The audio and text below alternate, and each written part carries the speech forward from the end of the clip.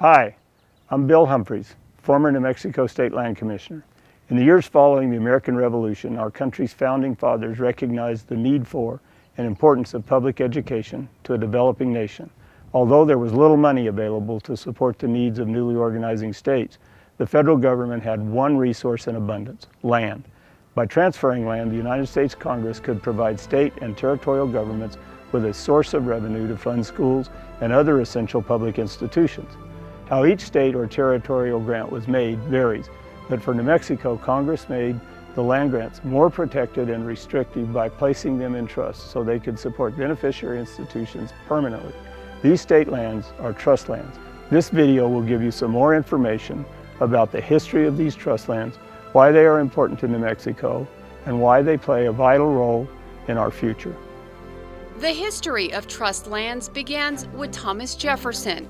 He was acutely aware of the great potential benefits offered by lands in the West, and Congress called upon him to bring order to the muddled Western lands picture.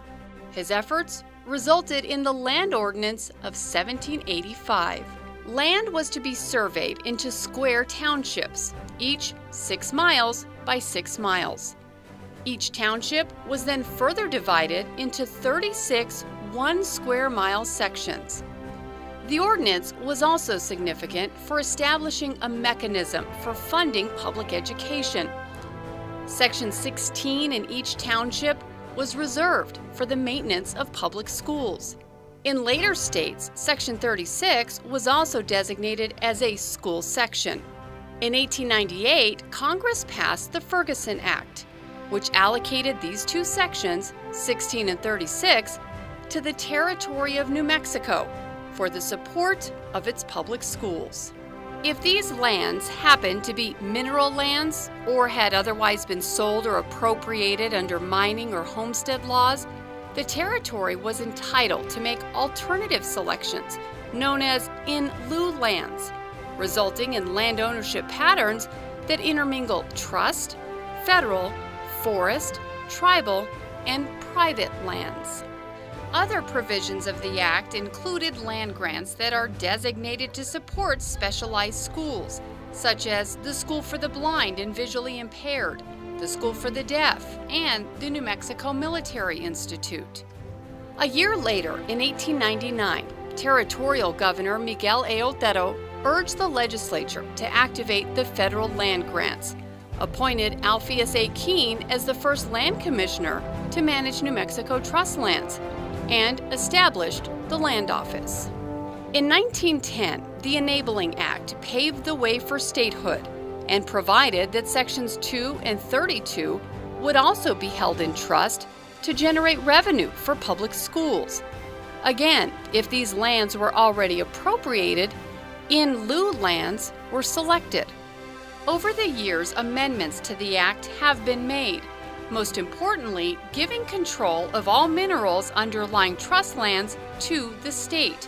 Oil, gas, and mineral production on trust lands currently generates 92% of all revenue earned.